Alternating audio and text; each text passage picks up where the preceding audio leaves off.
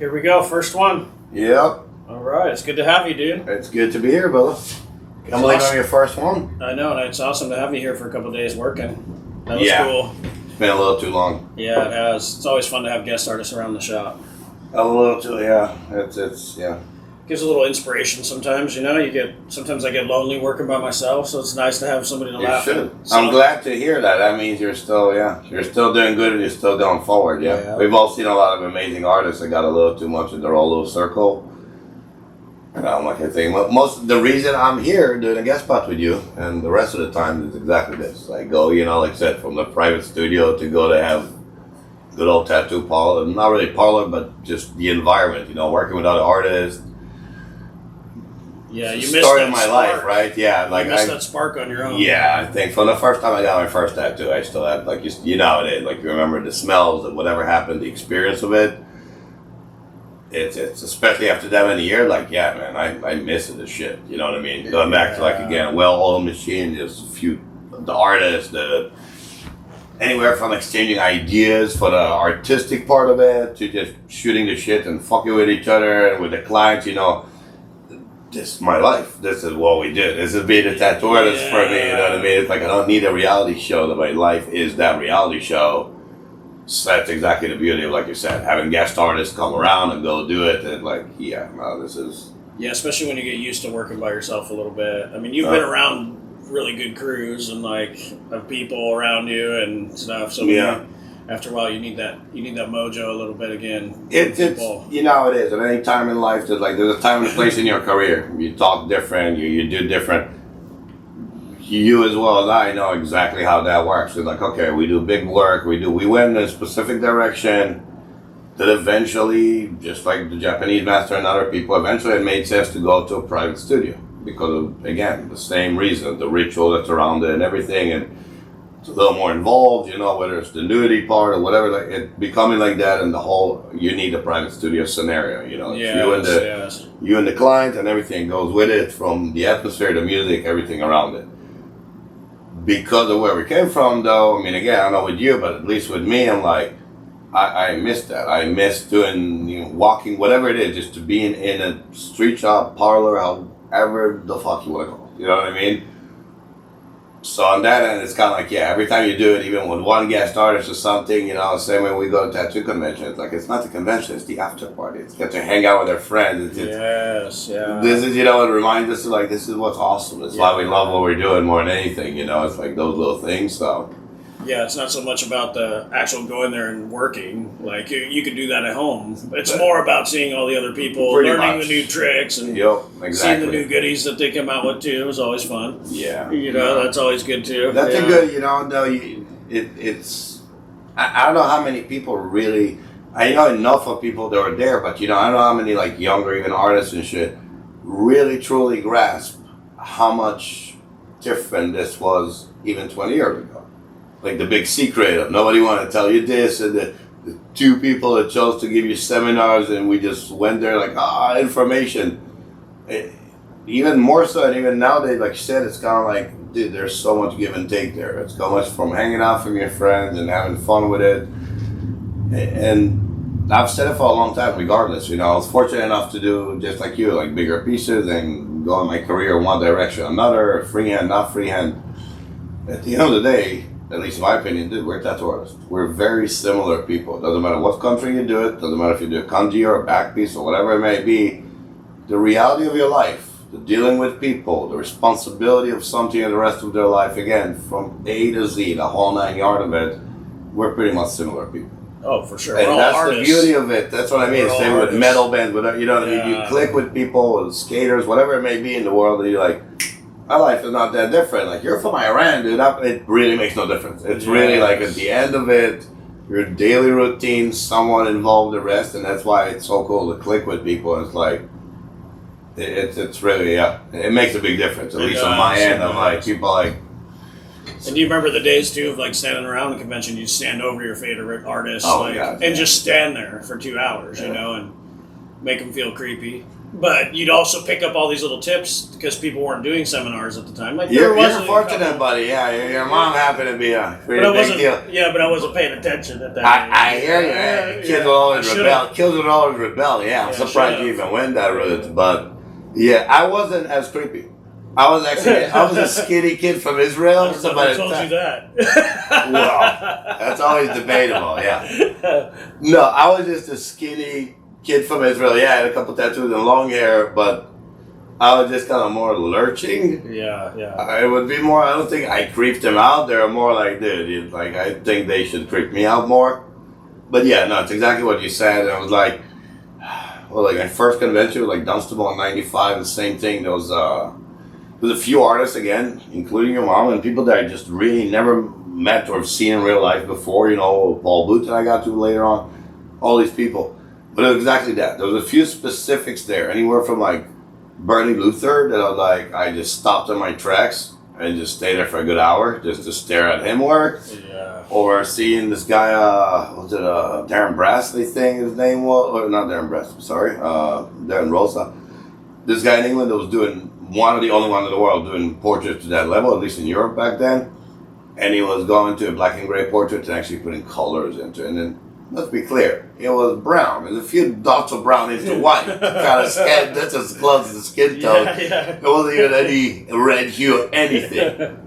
But I've never seen it done. I was tattooing for 8 months and I stopped at my track. I was like, I lost track of time. Good thing they took a break and I was like, oh, cool. But like you said, that was the only way. There was no internet or any other way of like, this is the only way. And, the guy who taught me how to tattoo years ago even said something that stuck with me those very days. And he goes, always, at any given time, if you have a chance, go and look at another tattoo artist's work. You're always going to learn something.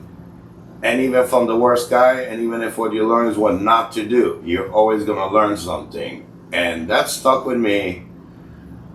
I still do this. I'm still creeping. I'm going to people's shops and I'm like, don't mind me standing here for a second. Like, this looks interesting what you're doing there. I was still like... Because you still pick up even like little things. Like, you're like, oh, I never thought to do that. It's pretty awesome to like pick that kind of stuff up. I was just saying, again, apprentice, not apprentice. It is what it is. And I've been saying, even when I got to the point that, okay, I had some sort of a reputation or whatever, I meet younger people and a lot of times they're like, oh, I just finished my apprenticeship. I'm like, cool, do you get a document?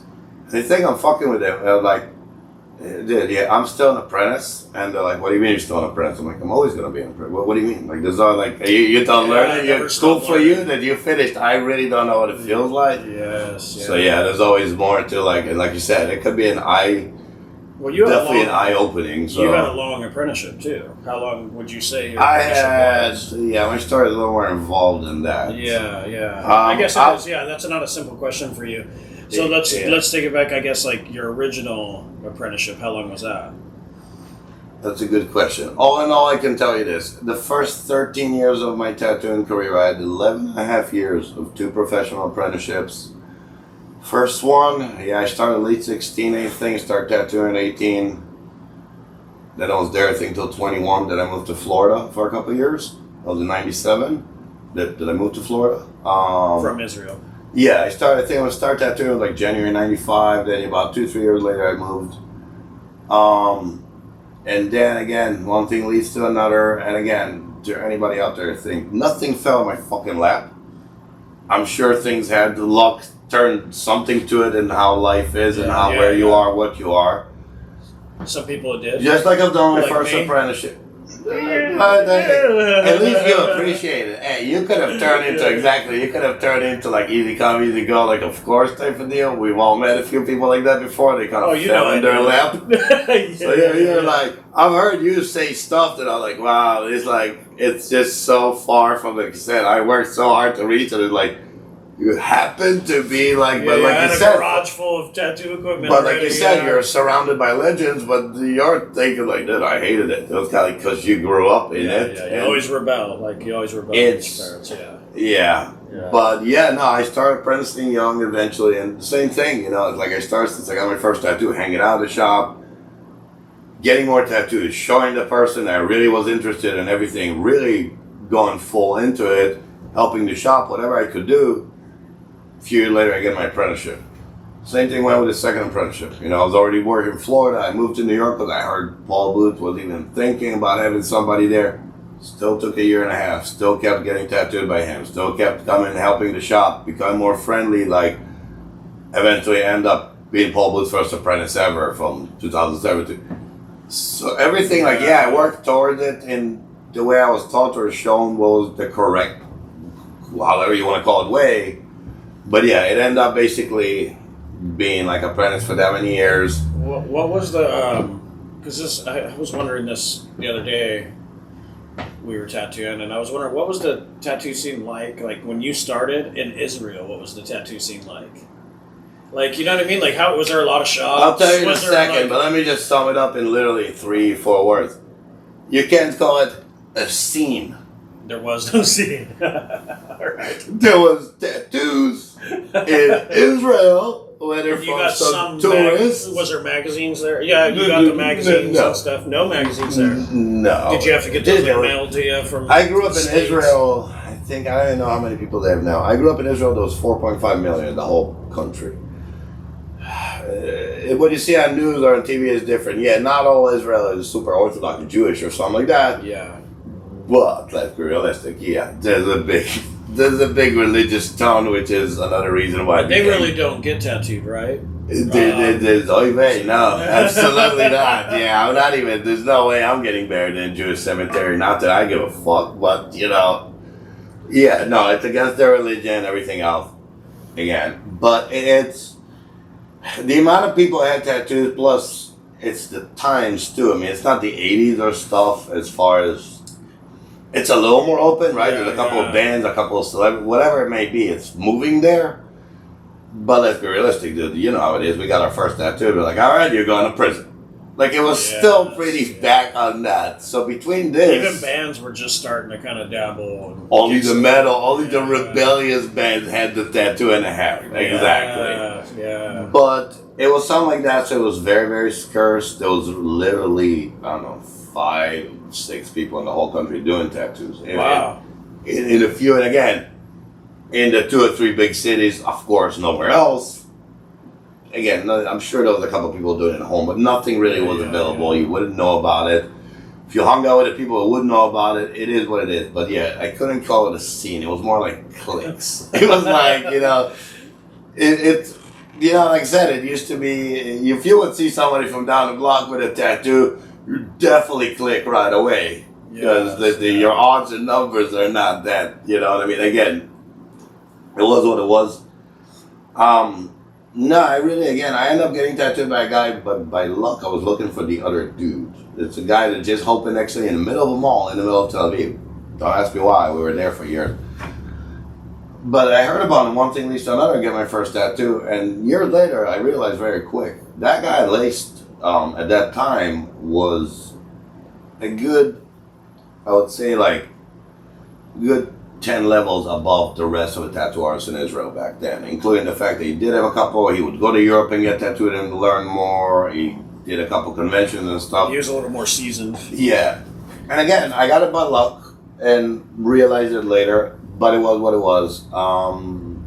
My luck, I would say one of the bigger lucks by all means, when I started tattooing, I had a professional apprenticeship, took forever. It's anybody knows what professional apprenticeship, from anywhere from no pay to the months of now, the time and the place. Yeah, they're building you up before they let you touch anybody with something for the rest of their life. It's wax on, wax off.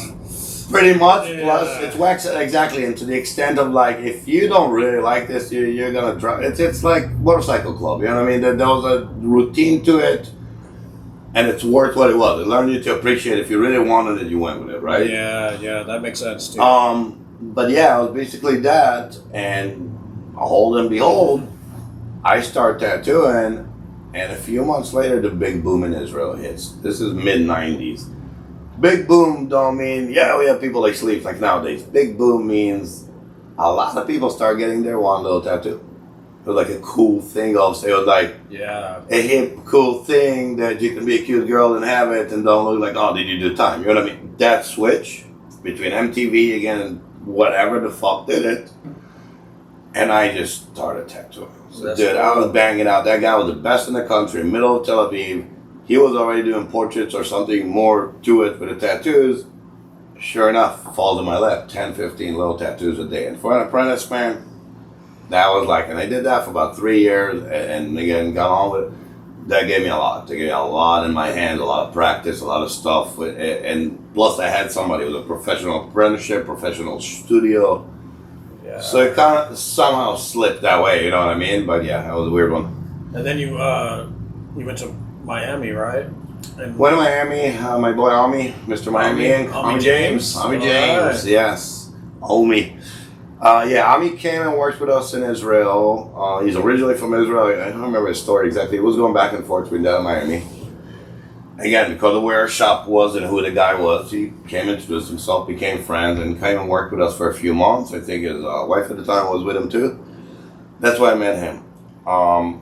From obviously, he realized very quick, and us being friends, and he knew from day one that I always wanted to move to the U.S. I wanted to move to the U.S. since I was 10. That's like people like me don't have a bit of a hard time to make anything in countries like that. It's a little more restricting.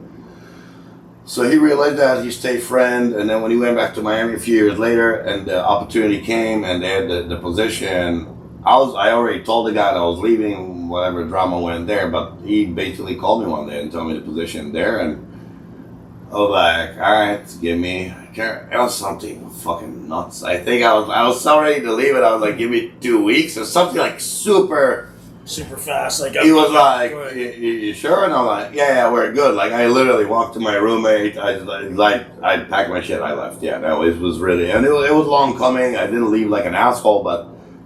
Yeah, it's a longer story. Yeah, I gave that guy a heads up months before, let's put it that way. So yeah. When Ami called, it came out of the blue, and I was like, oh, perfect opportunity. I jumped out right away, moved to South Beach, ended up getting stuck there for almost a couple of years.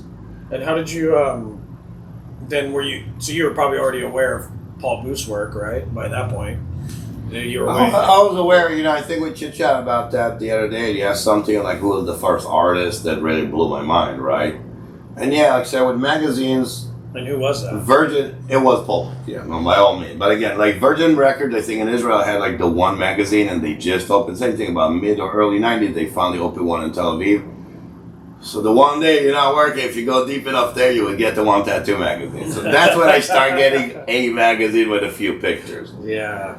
No, Paul Booth, there was an American guy that worked for a little bit... for the guy I worked for in Israel, in the same shop. I can't remember if he was piercing, whatever he was doing, a part of the crew. And he came back, I think, maybe he came back from the States or something. One of the first articles that came out about Paul, I was still young, I was like 16 or something, I was just hanging out at the shop. I wasn't apprenticing or anything yet. And they already knew me just about well enough, knew what I was into, the metalhead, the whole 9 yards. And the guy literally came to me and he was like, this is your guy. And he opened the magazine. And the thing is, one of the first big articles with Paul, and it was like, Barb's back and like the 2.5 sleeves of so like grueling fucking nesting. It was basically the difference between here's heavy metal and here's Deicide or Slayer. Yes. And that's it. That was kind of like, that was all the nails in that coffin right away. And I'm like, yes. And that was it. Even since before I even started tattooing. So yeah, that was by all means like, and you went up and, so did you approach that like, I'm going to go get tattooed by him first? I honestly, I first met Paul in real life in Dunstable in 95 in England. First convention I've ever went to in my life. I tried to reach him about a month before already. I was already getting tattooed. I had this Jim Morrison on my forearm since I'm 16, a half sleeve and a bunch of stuff. I was like, no. I want this guy to do my arm, first of all for the look. Later on, again, like I said, I became apprenticeship and all that.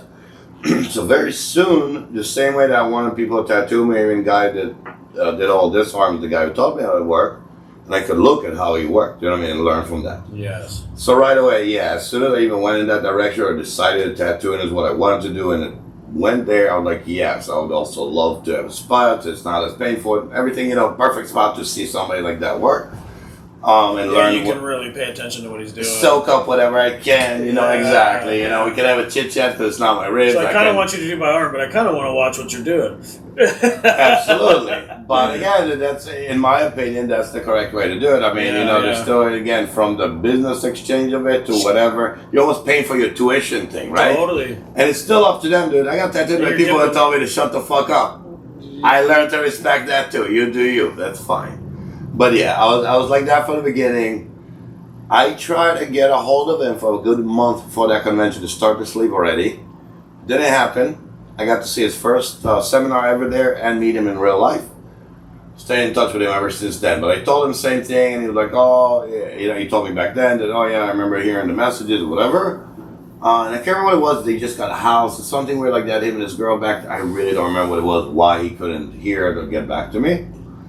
And then eventually, I think I moved in. I moved in '97. Then I think I met him again, another convention or two that we're supposed. I moved to Miami. Oh, okay. But once I was in the U.S. and he was doing the circuit back then, quite a few conventions.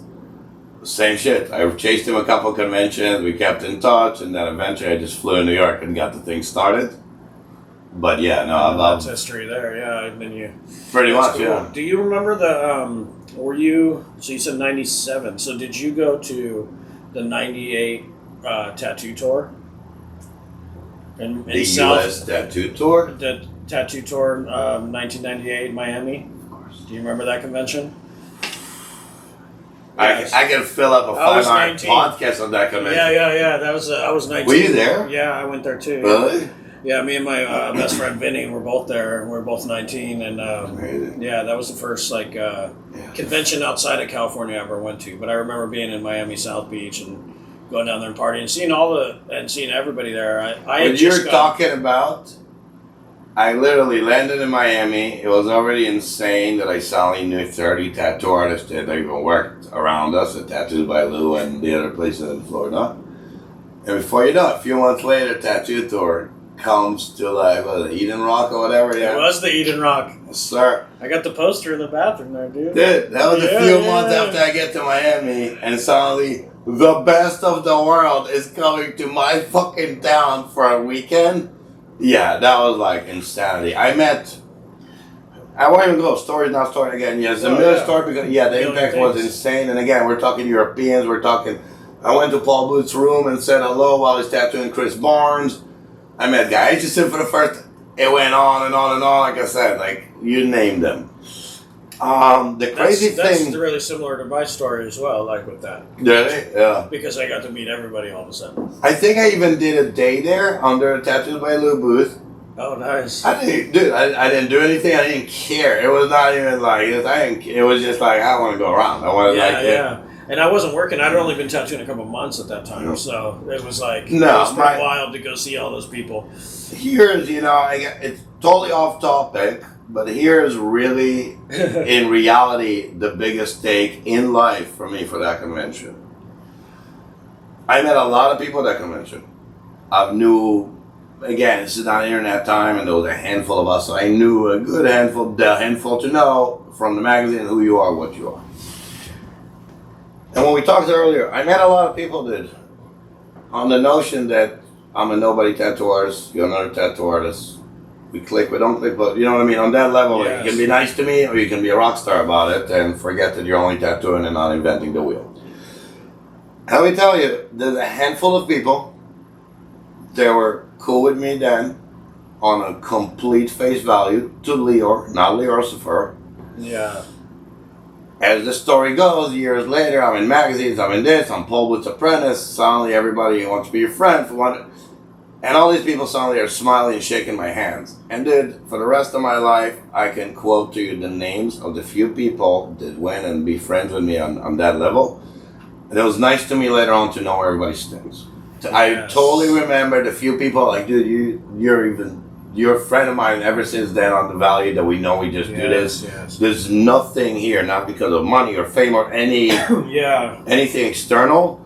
And this is my biggest take from that convention. As amazing as it was and everything, in hindsight, especially in the last 10 years or so, and I'm yeah, I can do this too, and shake your hand and smile about it. But like, no, I remembered a few people, and I like, dude, this They took the extra step. It makes them literally. It was so few, dude.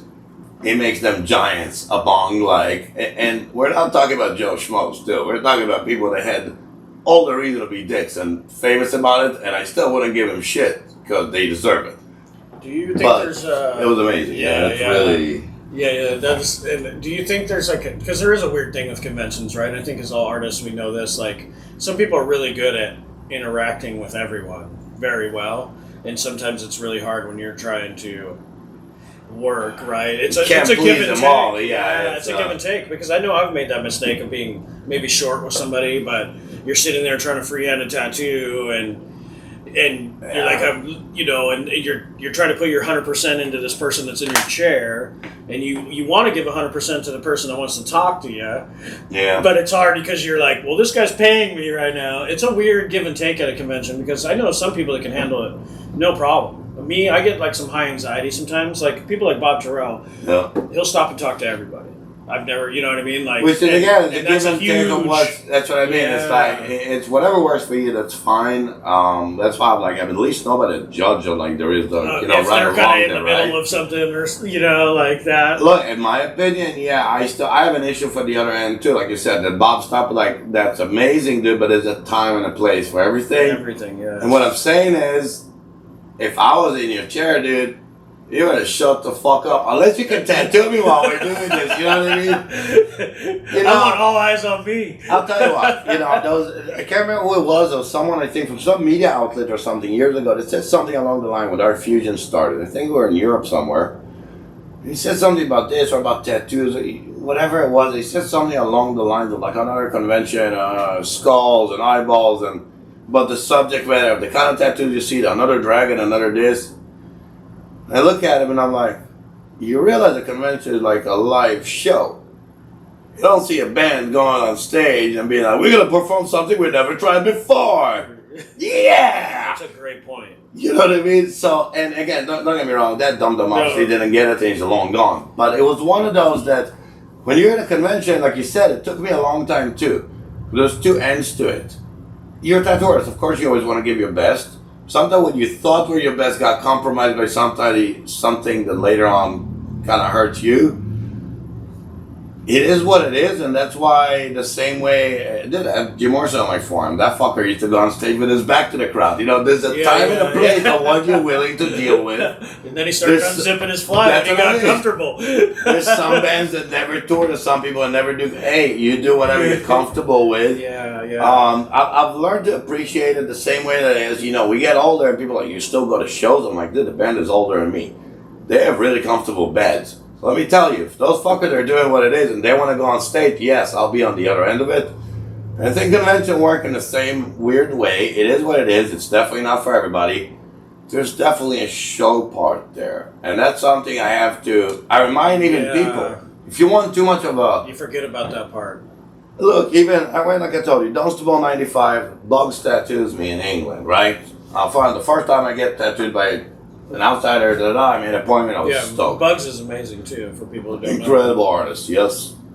And if you're lucky, he's out in LA area now. One of the first two to take that abstract style. Oh, he went artsy. He went artsy way before it was cool. Yeah, absolutely. Yeah, he's French, dude. They're good like that. They're like, fuck it. If they're good at something, they do it. Yeah, that is right. But yeah, it was one of those. I got tattooed by him, and he tattooed my thigh for 5-6 hours. Now, originally, me being me, some dudes keep from Israel, I'm like, fuck it, I want my ribs. I always wanted my ribs, and now I'm going to get tattooed and convention, blah, blah, blah. I know it hurts, but whatever. And he told me flat out, dude, don't do it yourself. It's a convention. Don't do it to yourself. It's a convention. Yeah, don't do your ribs. It's your ribs. Yeah. It's a big piece. And he talked me out of it. And we did it on my thigh. It was bad enough, but cool. It's my thigh, right? Dude, I'm so... Until this very day when I see him, every once in a while, I'm like, good call, brother. Good fucking call. There was a guy 2 booths from us getting a full Indian with the whole, whatever you call it, the feathers and the whole on his ribs, dude. The look on his face, I got my ribs done. I know the misery in public. Now, this is mid-90s. This convention, also people partying, smoking everywhere, hot chicks half naked. he did not get to party. Like, he got his tattoo in that convention. He was like, every day he looked like somebody shot him. And I was like, dude, I was in England. I was like 18 years old. I was like, thank you again. Like, I can't tell you how many times. So I do the same thing. Again, if you're in a convention, it's a time and a place for everything, and it is what it is. And we learned, as always, in the hard way, you know. Yeah, and if you're a client looking to get tattooed at a convention, that's something to consider. Sometimes these artists don't have the best chairs, they don't have the best stuff. Get something in the place where you can. It's not. That's what I mean. Exactly. It's like you got to weigh those factors. Like, I mean, there's always that saying too. Like, you heard this saying, you can get tattooed, but you can get the worst work from the best artists at a tattoo convention, you know, because it is, you're kind of out of your element sometimes. Actually, no, the saying was a little more complicated than that, but it's exactly, fuck, somebody told me that in Stockholm. Yeah. He said something like people get, what was it, something, like you said, like the best, the worst work for the best tattoo artist, like something like that, best tattoo convention. I understand, again, I know it's easier said than done, but we all make our choices. Look, if you're... Well, that's sometimes your only opportunity to get tattooed by that person, right? So it's like, but that's what I mean. The question is why and how, and again, I understand the same way it is when somebody wants to come do it just like a concert, understood. But then again, don't expect, I look, the way I tattoo it, like there's a give and take to it too. I tattoo very fast and very efficient. I'm an old school tattoo artist. I'm going to give you your tattoo. You're not going home with lines. It doesn't matter big, not big. You're going to go home with a chunk and not something that looks good or great for now. That being said, I'm going to be the first one to tell you this needs more. I need to see it here. We need to tweak it a tiny bit. If it's another hour, it's another 2 minutes. It doesn't matter. This can look a little better. I'm in that camp too. There's never been a client in my life to look at my portfolio and didn't point at 2, 3, or 20 pictures that goes, I want something like this. I'd be like, yeah, that one, that fucker came back to. They came back for what it took. They knew what I'm capable of. They gave me a couple extra hours. It wasn't about anything. Like, they knew what's going to happen. So yeah, that's really, I think, in a convention, I think Guy said it years ago, right? Or Guy Anderson said the same, and he said flat out to people, this is what I'm capable of as far as a convention. When I'm at home, I can do my reference, I can do my study, whatever it takes to do it.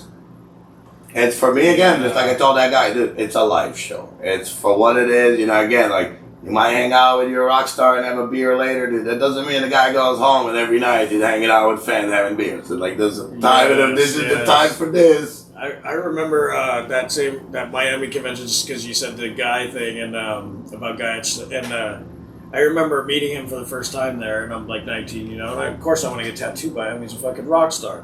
But I asked him something along those lines. I'm like, well, how long would it take? He's like, well, I can give you the 2-hour version, the 4-hour version, or the 6-hour version.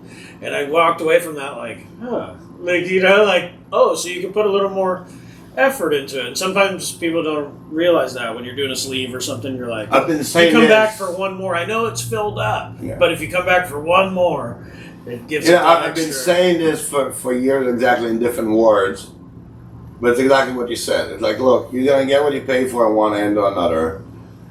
I'll be the first one to admit to you that it is what it is, but and again, I'll reassure to you that like you will still have a great tattoo. This is not meaning I'm not compromising, I'm not rushing. That's not what I'm saying. Yeah, that's a good point.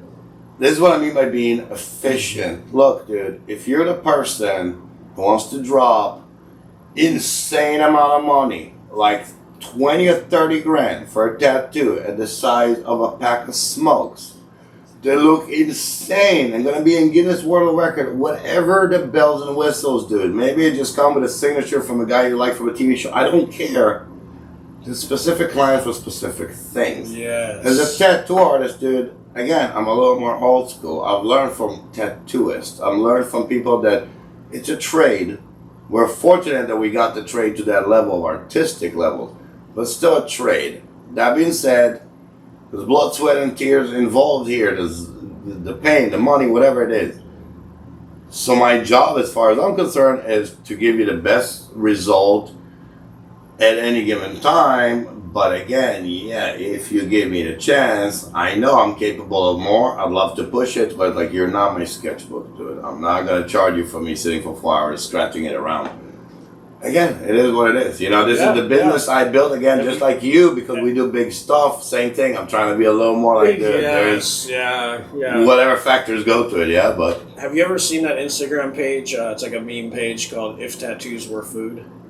No. It's amazing. So it's basically all memes of like comparing things that happened in a restaurant to a tattoo shop, and like you were saying about the like, yeah, you want to spend $10,000. It's the same kind of thing, right? You want a steak, you go to the steakhouse, you know, or you want fast food, you go to the fast food, you know. And that made me think of that page, but you should check that out sometimes. I play poker, funny, you know. I play poker, and again, I'm not a gambler, but I like playing poker. It's a fun game. And it's the same thing. When I'm in Vegas or wherever I am in the world, you go on like a dollar table. And people are like, I can't believe you played that hand. And I'm like, dude, you want to see people play by the book? Go play at $1,000 table. This is $1 table. We're having fun here. This is not be like, ooh, how could you do it? And risk the 50 cents. Ooh. I'm like, trust me, dude. If I was in the mood of like Warzone, we go to $1,000. Fucking, this is time to do this. On.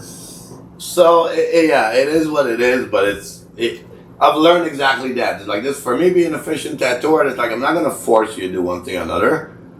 I'm going to show you the option. I'm going to tell you what's involved. And look, dude, some people like and they're happy with a Ferrari. Some people are happy with a whatever, something else. Yeah.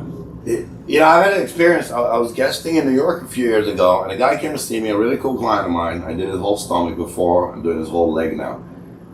That guy, I think, from Texas, killer fucking tattoos. Carl Grace, all sorts of. He went around. Thousands of miles, spent thousands of dollars, and he's working towards a really nice toxic work on a really nice black and gray suit. And as I tattoo him, decided he was getting, or a girl, whatever, getting the first tattoo. Whatever, you know, literally the one line heart or something. I think it was a dude actually. And I look at the guy, and I look at the way the guy looks in the mirror after he gets the tattoo, right? And I start laughing. And I look at my client and I go, look, dude, you know, at this age or this time after again, it was tattoo 26 years now, it was a couple years earlier. I go, you know, I cannot dismiss this. The way this guy feels right now with that one little tattoo is what you go thousands of miles and thousands of dollars to make you feel the same way when you look in the mirror. Who the fuck am I to judge this? You know what I mean? Yeah, we can't. Yeah. So you do you. But like you said, as artists, look, dude, this is exactly what I mean by a good. What's the old saying about tattooer? Good tattooist can sell snow to an Eskimo. This is what all this tattooist used to be. You tell me how much money you have, I'll tell you which tattoo you're gonna get. Right, the sailor style. Yes. I'm not either or, but I'm a little older. They come from a little older generation of tattooing. That, yeah, I appreciate it. This is like nice to me. Know who you are. No, you know, it's not a stay in your lane thing. Just remember who you are and don't forget. I try to tell that to all my clients too. Like, you know, they'll start trash, especially like a convention, because you see all these different styles. Like, oh, why would they get that? Well, you know, they could be looking at you the same way, really. It's to each their own. And you don't want everybody to get the same tattoo anyway, right? Like, that's why you're an individual. You know what? It's so funny to me that it's exactly, again, in time and place, you know, in life, you think one way or another. Yeah, you get older. Dude, I had this discussion with, I did a gallery show in Bergen a couple of years ago. This guy, Gall, is a huge guy in black metal and everything. Did a solo show there, Beyond the Gate Festival and shit. Like, amazing. Like, again, dude, I never even thought I'll get to whatever. It's a good opportunity. Gall got shit from the black metal industry quite a few years back for being gay, out smoking, da-da-da. And his boyfriend, dude, that guy is awesome. He's like a younger dude, totally like flamboyant, totally don't give a fuck. And I'm standing there talking, and we're a little drunk, and it suddenly hits me, and I'm like, say me what you say, how people feel about you, how you look to them, right? And I'm like, you know what, dude? For years, I'm a kid, I'm a guy from Israel, and da-da-da. And I was a homophobic guy for the longest time. Me, a Jewish guy with long hair, covered with tattoos, that people call freak his whole life, and I'm like, what the fuck was I thinking? You, like, you know what I mean? Who the hell am I to look at you like you're doing something wrong? I should be the first person to understand that. So with the years, like you said, the shit that used to be, oh, that's dumb, and I'm like, dude, half of the shit on me is probably the dumbest thing that some people ever seen, and it's awesome. I'm like, hey, you do whatever. If you're not offending anybody else, you know, if you don't have killer on your forehead or whatever, hey, you do whatever you can deal with. Yeah. And you were talking about the black metal, and I know you're really big into the black metal scene. What So big that I do snooze. Oh, go for it. In the Scandinavian long enough. Do whatever you got to do. What was I going to say? Oh, yeah. So, as far as like black metal, is there? I know you've tattooed quite a few of these guys. Who have you tattooed in the black metal circuit? Quite a few. Not enough, but quite a few. Not enough, but quite a few. I like that. Yeah. Would I tattoo? Maybe a couple of your favorites that people would let her into that scene. I'll give I'll just give you the bigger one just because. I mean, I've tattooed back and forth. Black metal scene is like the stoner rock scene. Yeah. They all know each other. They all in one point in their careers been in one band that you definitely heard about. But I've tattooed. One of the older ones that I've tattooed became really, really family is Jan Exel, Hellhammer of Mayhem, the drummer. Oh wow, yeah. He became really, really good friend throughout the years. I've done both of his like bottom sleeves and everything. We still keep talking about more work. Lord Ahriman, Michael, the guy who ran the original guy from Dark Funeral, doing a bunch of his sleeves. We still keep going. Dude, he stalked me out. Like I said, I don't get starstruck, and it's not a matter if I like your band or not. Just like I told you a minute ago, I'm in a reminder daily, like, I'm a kid from Israel. Like, let's be realistic, you know. I was getting in trouble for writing Slayer lyrics on the wall and end up friends with them. As surreal as it is, I still know where it came from. So yeah, Dark Funeral, same thing, dude. It's like huge bands, and I was like, you're seeking me out? And I remember Paul Booth in the days saying this about Sepultura, some people, and how it felt and how weird it was. Yeah, because he tattooed the Sepultura guys. Sepultura film. Someone, he's like, kind of like, and I'll have those moments in life, right? And I'm like, you're looking for me? Really? I'm like, but yeah, tattooed him. Another guy became really, really good friend with Lorian, Toke. He's another guy. Again, just did a couple tattoos on him, not even my style. What band's he from? Toke. Yeah, Taake. Okay. Yeah. That's what's hard about the black metal band. That's the some of the names like Mayhem's pretty easy, Dark Funeral. Toke is actually, I'll tell you what, there's a documentary just came out called Helveta about the origins of it. A really, really nice, insightful one by NRK in Norway. To put it for you or somebody who doesn't know who Toke is, they go around and around and around and Mayhem and who did the sound and Varg and the whole 9 yards. And they talked to a few people, which by now they're all friends, weirdly enough. Comes the end of 4 hours and the guy goes, do not forget, by the way, there's one band that still maintains the true Norwegian black metal and everything it stands for. Toke. And then they talked to him for a couple of minutes. Yeah, he became a good friend. It's like, dude, there's people that I just wanted to meet and say hello, just whatever. Maybe have a beer with. Life's been weird at best. But yeah, there's been quite a few of those. A lot of people haven't tattooed, but like I'm pretty much, again, I'm... And you got to like, you know, and then we could, I guess, touch too on like, you eventually started working for Paul Booth, who was tattooing guys like Sepultura and Slayer and Phil Anselmo. You got to like see, you know, working at that shop. What was that experience like too? Just getting to see those kind of caliber of people too. Like, that's pretty awesome. Not only do you got Paul Booth, who's like at that time same way. It's weird that it became a norm. Dark artist, but then you got it became a norm. You know what I mean? I keep saying, like same thing with Paul Booth. It used to be like Paul Booth. Then it was Paul. Yeah, you know what I mean? It becomes like, this is my, like I told you, like people can know Lior, they know Liorcifer. Dude, it is what it is. Hello, Mr. Booth. Exactly. So, dude, again, I'm a kid from Israel. Yeah, I grew up, like there's a few bands that was always my favorite, still is. It's again, Slayer, Pantera and shit, and Sepultura. Like, lo and behold, those are good friends of the guy. Did you? I know you said it kind of became normal. Was there one that where you were a little more starstruck than others that you got to meet that like that Paul was working on, maybe, or even you worked on yourself? Yeah, well, again, because if I'll keep thinking about there's a million of them. Phil Anselmo, probably. Probably Phil Anselmo. Well, he's such a character of himself. Like that dude is like, he is that dude kind of thing. That's what I mean. I think we kind of like chit chat about something like that the other day, and it was something like some people you meet and they're not, like you said. Our friend Sarah said this years ago, or somebody, I can't remember, because when Tom first had his kids, and she would go and hang out and smoke a little bit, or go party with Carrie and Aisha, whatever. And she's like, it's cool, but they get off stage and it's all like Angel's Death, and then Tommy's like, hey kids, and like, it's like very like light and day. She kind of said, I wish I kind of just never met him, so then I could keep that mystique about them that they're like these otherworldly people. It's been my argument for years now with people like, what do you represent, or this guy is this, or this guy Nazi, not. Dude, you can, if I like the music to talk to me in a face value, I enjoy it or not. Yeah. And of course the lyrics, whatever, but it is what it is. If they're cool, bonus. But if I like your art, I like your art. I don't know what to tell you, you know what I mean? I might not support your shit. Your personal. But I can't argue with it, dude. If it's, again, the guy who taught me how to tattoo years ago told me that even with tattoos, he's like, do yourself a favor. If you really want to judge it, I've never went to art school, so I have no observation. And he said something along the line like, blur your eyes, look at it. Does it, the guy just tends to say, is it complimentary to you?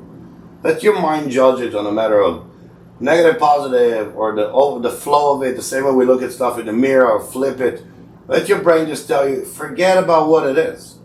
Is it feels soothing? Is it feels something is wrong there? Yes. It was easier when we were kids. I really, I don't know. I don't want extra information. I want to tell you I like it or I don't. It doesn't have to be I'm not 16 anymore. It's not metal. But so what, dude? That's like everybody I go, like, oh, we have work here, but it's not like your kind of work. And I'm like, dude, I'm a black and gray artist. I'll gladly do a portrait. It doesn't have to be. There's music that has nothing to do with metal. It's way creepier than anything metal can ever do. Yeah. So on that level, exactly, with the people you meet, it is what it is. That being said, Phil Anselmo is one of those people, he's exactly what you think he would be. That's awesome. Yeah, and that's exactly, for juvenile metalheads like us, that is awesome. Yeah. That is very hard to maintain when you get older. Society has a way to get their tentacles into you, and... It was cool, too, with Paul Booth, is that a lot of people looked at him like that as well. He was a rock star of tattooing. There was a few back then, but not many, of the OG is probably Lyle. Right? Lyle would be the OG just because of Janis. Yeah, R.I.P. Lyle. Yeah. Janis Joplin is what made... Lyle was in Time magazine. Which magazine? Wasn't it in one of the... Or she was with a tattoo. It was something insane, like Rolling Stone. Rolling Stone. He was in Rolling Stone. Years later, Booth in early 2000 is the only artist later on. Years later, reached Rolling Stones. Yes, he was to that level. He was that... Because he was getting all the bands, and especially at that time when metal was really big, too. Pantera was one of the biggest bands on the planet. And again, I think a part of it is, because it was beyond the art and everything else, same way we did and still do it, he was willing to go there. And that makes, it makes a big difference. He went to tours, he went to this, he kind of went to, again, I told you we did that in Israel too. There was only that many of us. Yeah. So you want to associate it, especially if you do that kind of art, this is the kind of band, the kind of whatever it belongs to, the subculture, whatever, some of you guys that was like Dark Emporium here or something for those kind of people here that want this, the rest of the people could be California here and go happy at the beach. Not a problem. I think it was something like this, and like you said, back then it was a little more scarce that if you made horror movies or music or something to that level, chances are you might run into each other because you're the right people to hang out, Yeah. But I think he did a lot on that end too. Again, why I saw him, because nowadays it's a decision that you don't have to do or not. Back then, if you wanted people in the world to see your shit, even if you're a band, you had to go tour.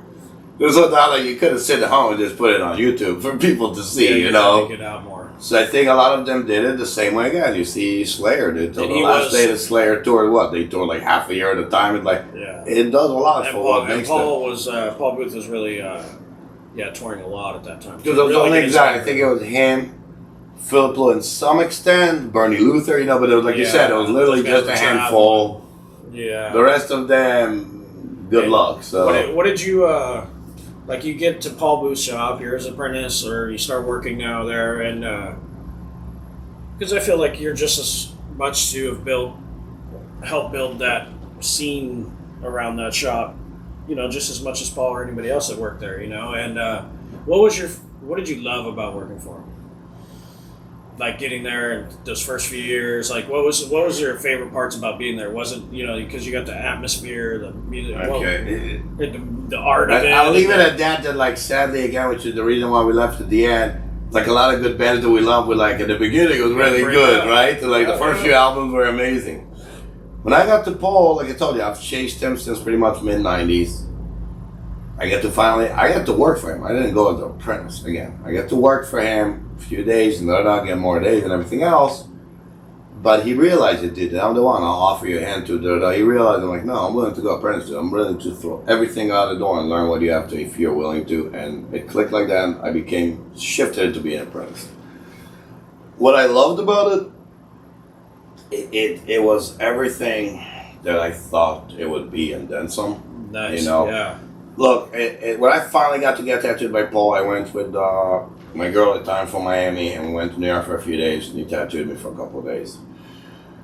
And when I went into Paul Booth's studio, it wasn't really a studio yet, it was just like the one room, and then we went to his house the day after. It was exactly everything I thought it would be, you know? And on top of that, nobody ever in my life treated me as nice as he did back then. It was so... Dude, he was so, like you said, he was the top of the mountain rock star that treated me like the nicest ever than any tattoo artist I ever met.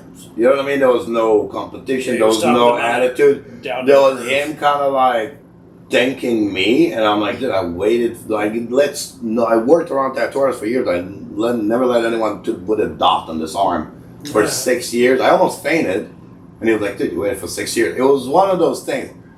Sure enough, you take me to your house and we end up having dinner on his embalming table with a church pews and everything. And on an embalming table? Everything you would think Paul Booth was, it was back then, okay? Yeah. The music, everything. So, it was like this, and then when I started working for him, same thing. And actually, especially the first few years, and everything, it was exactly that, dude.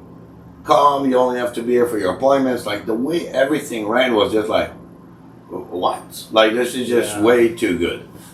So yeah, it was really the fact of what I liked about working. Look, in hindsight, it doesn't matter one way or another.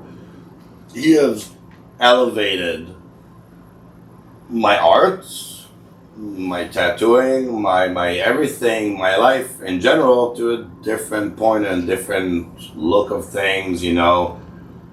One way or another. There's just, you know what I mean? There was, again, like I told you, from where I start and where I go, and it's all the way to, like, again, to the politics of tattooing or helping him throw Massachusetts convention or stuff like that. There was a lot of learning there, a lot of people, again, that you get to hang out with and observe.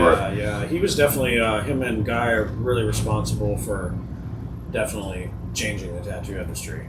They push. I mean, every they push the boundaries, but every generation gets a little bit further with it, you know. And it seems like the next generation kind of picks up where that last generation, like the kids now, are just incredible because they're picking up where, you know. I'll give you a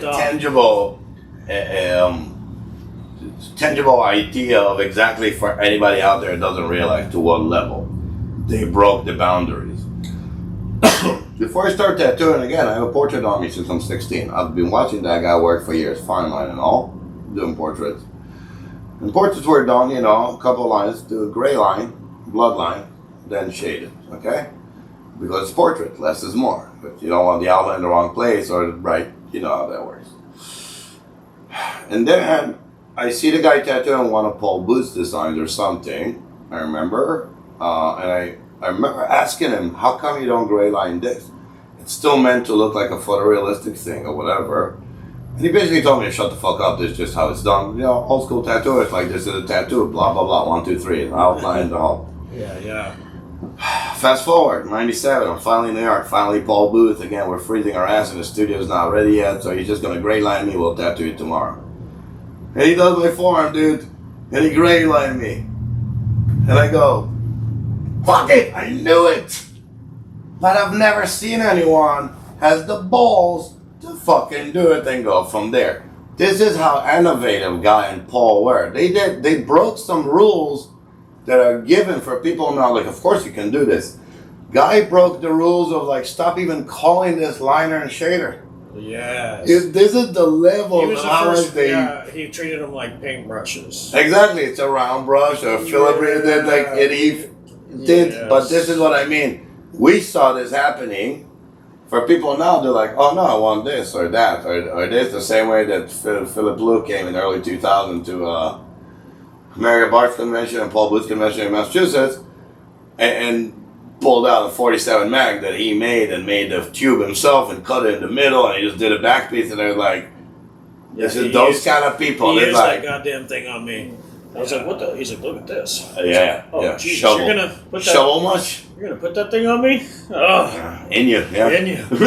Yeah. But yeah, exactly. So that's what I mean. The level of what they broke here, the grounds that they broke, has been like years and years and years of the attitude of like, we know what makes a good tattoo, 1, 2, 3. Same way there used to be, the shading and everything used to be a little by the outline. It was more of a comics look.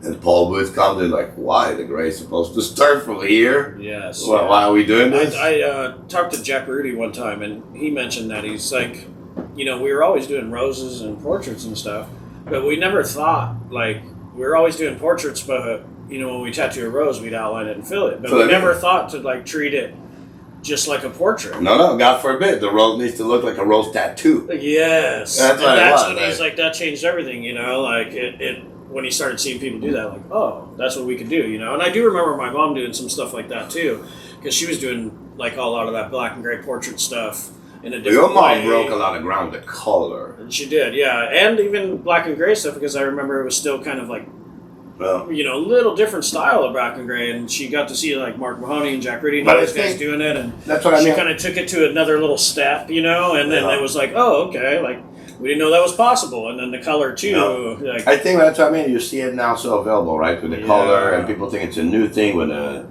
ultra realistic and Like, it's not new.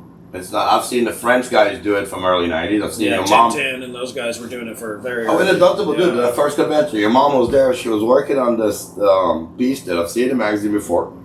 I think she finished it there, and it was a huge like dolphin with all this like. Almost island scenes and everything inside of it. Yeah, it was like a picture inside of it. Yeah. Full color, big thigh piece, super fine line, super like realism. It's just like, who knows how you even approach or have the balls for it. But yeah, people has done it years ago, and it's really, again, back then it was much more groundbreaking because there was just nobody could touch it or even understand, Yeah, so, you started getting real artists into the tattoo business. When before they were artists, but not really, like they're like pirates, like bikers. Yeah. And, you know what I mean? Like everybody was like, and I get too that it was limited in the early days because of the equipment. But I think exactly. But all of a sudden, like you got some artists coming in now, it's just like full blown art kids. Yeah, but I think it's a part of what you said, what Jack Rudy's saying. I think a part of it was also, again, like us being a 15-year-old metalhead. You believe that for you to belong to that clique, that's how it is. Meaning, dude, there weren't that many tattoo artists. So if you would be the balls to do this, they would rip you to shreds that you just did a shitty tattoo. It's not going to hold. This is how a good tattoo looks. The balls, the 1, 2, 3, 4, and you did not check mark them. Yeah. So I think you wouldn't even go on your own. Like, dude, you might get beat up for it if it's on the wrong person. Like, seriously, the people, and who are you going to test your ground on? You know what I mean? You got to remember, who really, on the criminals that get tattooed, you want to try and see what happens. Try some new stuff on them. Yeah, it cost you some lead, It's like, so when I really think about it to detail, I'm like, again, there was a time and a place, like the Facebook guy, you know what I mean? I'm sure a million people did a million things around other times, but it wasn't ideal for like how to push it, and the 2.5 people that let you do it is not enough. Nowadays, again, I think, like you said, the 90s were definitely more push of it. I remember it started being like art books, that you could bring an art book, or even the artist would be like, well, I have art from this book that I know I can do, as opposed to the flash on the wall. And I remember that was like, mid-90s, early 90s, even start being pushed. Because I remember my mom and dad, like, they would collect. They would go like to conventions, and they would come back with thousands of dollars in books. Yeah. Just all reference, and that was way different, like it was like it wasn't Flash anymore. It was like DIY Google. Yeah, that's what we did. Yeah, exactly. You were your own Google. We had a full library in the shop, that anybody could grab. So you need Google. What kind of flower do you want? You want business to have a bigger search engine, right? Oh, that's a good point. Right? It's like Flash, like you said. You walk to some parlor and they're like, we have 10,000 designs for you. Like, fuck you. You know what I mean? But it used to be like, it's... That is funny, man. Yeah, you're right. That's a good point too. And Yeah, Paul and Guy really did break some ground in that. They made it feel like, oh, okay, I can totally take this a different level. I remember there was a guy in Europe, can't remember who it was, ages ago that I met. And even back then, it was like he had issue with the whole American artist, whatever, the attitude, whatever it was. And his argument on that was, like I said, what Guy brought a few people to the table, was like the full color. Do you remember that? If you had full color, your skin became breathe. Remember that? Really? No, there used to be the argument that if you do a full bodysuit, you can look at the book that your skin can breathe, and then you breathe in like you will die. Oh wow! All I've the never way, heard that. That's crazy. Because you're from America. This is why there's a European guy. Dude, I'm saying this because one way or another. Because the way he started talking about other artists, I realized, yeah, you have an issue, but this is a little more, it's a little beyond the tattoo part. But whatever. I've heard that argument a few times from a few artists, which in reality made sense before we can Google it. But it was the same thing. Guy brought something like that. Suddenly there was a wall-to-wall colors. Even in that thing that used to be skin between the outline shit, there was still some with Sean Barber does, and a few people brought to a table like this with a crazy color out there too that blows your mind in a lowbrow way, and then there's something that you used to see in comics and something like, again, not in tattoos. Yes. You know what I mean? And I think that's what shit like that they brought. Rob Goss, he became a friend of mine over here. Yeah. Rob Goss in Europe, that guy's awesome. Same shit. I haven't heard in years, and yeah. I haven't heard. I've chased him. I haven't heard in years, and years ago I finally realized that I know him. Yeah, he's an awesome guy. But still, dude, still killing it. Yeah. Same thing. But what they did, the depth they brought to tattoos. It was like, what? How is this even being done, right? But yeah, so I mean, I think it all bring us to where it is now. It's kind of like, yeah, no, this is why you can be a fine artist and make a great tattoo. They all fox with each other finally. They all kind of like work together. Yeah. So, yeah. That's pretty awesome. Yeah, that whole reinventing the tattoo thing, that's a great term for it, right? Reinventing it. Pretty much, yeah, that was cool. It's still surreal to me in this very day again. When we started this, we knew what we were getting into. We loved the tattoos and everything else that came with it. We pushed the art, we put whatever it may be. Never in my lifetime have I realized that we will be tattooing in the renaissance of fucking tattoos. Yes. And nowadays I'm like, I'll take it. Absolutely. Yes. None of us planned on this.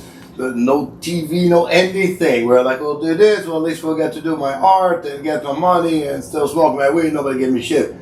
That was the extent of it. You know what I mean? I had a gallery show in fucking Norway. You know, there's people in tattoo world having like stuff in museums and doing it's just like, what? You know what I mean? Yeah, that's amazing. This amazing. It makes me wonder where it can go from here, you know, because people are pushing the boundaries so much now. It's crazy. Some of the work I'm seeing, especially out of Europe now. It's really left to be seen, yeah, because those things go in circles. Those things go in waves. They do, yeah. I would like to see, you know, like, and I'm not trying to trash on anybody's style or anything like that. You know, just how some of these new things hold up in the end. You know, did it get better as far as technique? We'll have to wait and see. But yeah, some of the stuff they're doing now in Europe, I'm just like, I mean, here too, but there's some people in Europe that are doing stuff like I would have never imagined. There's a big no, in my opinion, on a technical part, there's a big no to a lot of it. Yes. Just because you can, don't mean, you know what I mean? Like, again, if I do this on canvas, then yeah, and it's worth all the money in the world. If I do this on you, it's the fact that I have the ability to do it. Sometimes you're missing the plot. You're missing the plot, which is still a tattoo. So those extra few hours of everything means nothing. And if they do mean something, then one time in sun for the rest of their life will take it away. Yeah. And again, when I told you earlier about being efficient, look, I'm still a tradesman in a trade. When I do oil, I know how oil works. And when I do... when we painted together with acrylic, you were like, what the fuck? Because I had acrylic that was more oily and suddenly it wasn't drying. You're like, I thought we were doing acrylic for that reason. Yes. So it's kind of like a know your medium thing, you know what I mean? Yeah. And I guess I could trash a little bit on a certain stuff, but those like micro like portraits that are big, right? Yeah, that's not happening. Yeah, people don't realize that like people like my mom, you know, when she was tattooing back in the day, would do those things, and she knows now. 30 years later, seeing these things come back that they don't hold up, and people are paying your mom and the rest of the 5 people are paying outrageous amounts of money for these things. For, you know, you're talking thousands of dollars for this piece. Yeah, it looks great. You fit a whole photo in there, but I don't think the general public understands. It got lost again. No, and again, I have, that's why I listen to people, your mom, my friend Benjamin Moss used to do that more than 20 years ago too. French artists I looked at years ago from Tintin, Alain, there was a few of them that did it even in the 90s. Yes. Well, let me tell you, I'm very fortunate. I'm friends with almost 100% of those artists that used to do it back then.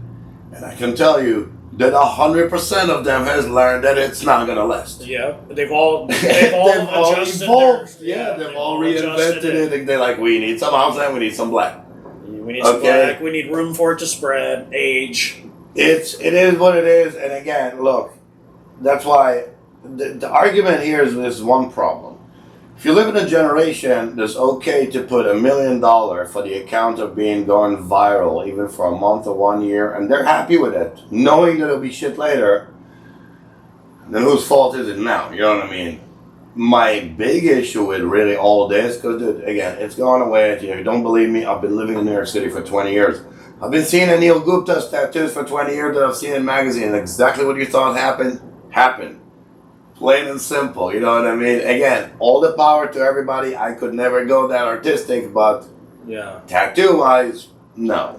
Yeah, it's like my main issue. It's okay, like you can do it, but hey, how long do you want that piece to last? Look, my main issue nowadays, more than anything, I think the worst thing about this is the fact that the 2.5 magazines that became some weird authority for whatever reason support it. Yes.